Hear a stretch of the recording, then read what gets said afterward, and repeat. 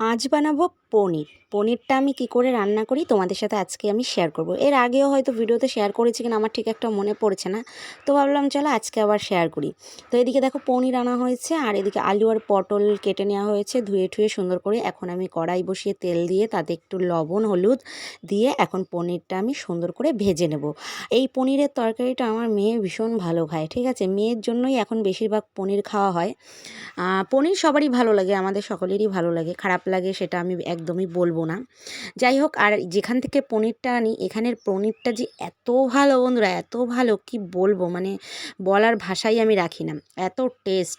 আর এদিকে দেখো পনিরটা আমি সুন্দর করে একটু লাল লাল করে ভেজেছি, আর তাতে একটুখানি আবার তেল দিয়ে কড়াইতে গোটা গরম মশলা ফোড়ন দিয়ে, জিরে ফোড়ন দিয়ে এবার আমি আলু পটলগুলো দিয়ে দিচ্ছি।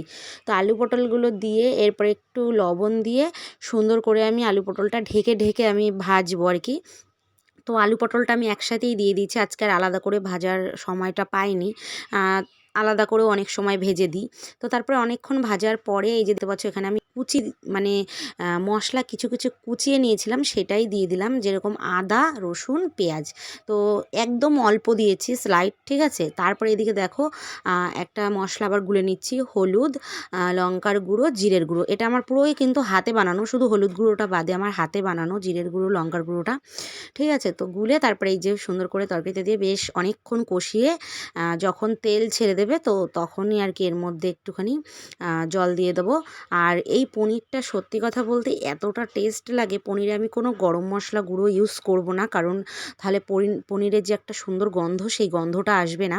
আর এদিকে দেখো জল দেওয়ার আগে আমি একটু চিনি দিয়ে দিলাম, আর তোমরা জানোই আমি সব রান্নায় হালকা একটু চিনি দিই, কারণ আমার ভালো লাগে, তাতে কি হয় টেস্টের ব্যালেন্সটা ঠিক থাকে। আর এদিকে রান্না করতে করতে আমি কতবার যে গ্যাস মুছে ফেলি তোমাদের কি বলবো। যাই হোক, তারপরে অনেকক্ষণ জল দেওয়ার পরে ফুটিয়ে এই যে এখন আবার দিয়ে দিলাম পনির, আর পনিরটা দেওয়ার পরে এখন অল্প কিছুক্ষণ ফোটানোর পরে আমি নামিয়ে দেব। তো আমার পনিরের তরকারিটা দেখো কীরকম হয়েছে দেখতে, খেতেও কিন্তু বেশ দারুণ হয়েছিল। আর আমি একদম সিম্পল হালকা পাতলাভাবে কিন্তু পনিরটা আজকে রান্না করেছি। কি কি মশলা ইউজ করেছি তোমরা তো দেখলেই বুঝতে পেরেছো, ঠিক আছে, একদম হালকা। আর আমি কোনো বাটা মশলা আজকে বলতে গেলে দিইনি, বাটা মশলা দিলে আর কি তরকারির ঝোলটা এত গাঢ় গাঢ় হয়ে যায়, একদম মানে অতটাও ভালো লাগে না। তো পনিরটা একটুখানি হালকা হালকা আর কি, দেখতেই পাচ্ছ ঝোলটা বেশ ভালো হয়েছিল, রান্নাটার টেস্টটাও খুব অসাধারণ ছিল। আর এখানে আমি হচ্ছে আলু পটলের তরকারিটা পনির দিয়ে রান্না করার জন্য আমি পটলটা কিন্তু একদম বেছে কিনেছি। তো বাজারে তোমরা গেলে দেখবে দু ধরনের পটল পাওয়া যায়, একটা লম্বা লম্বা সরু একদমই বীজ থাকে না, ওই পটলটা খুবই ভালো লাগে। আর একটা তো মোটা মোটা, বুঝতেই পারছো, বীজ থাকে, ওটা আমার একদম ভালো লাগে না।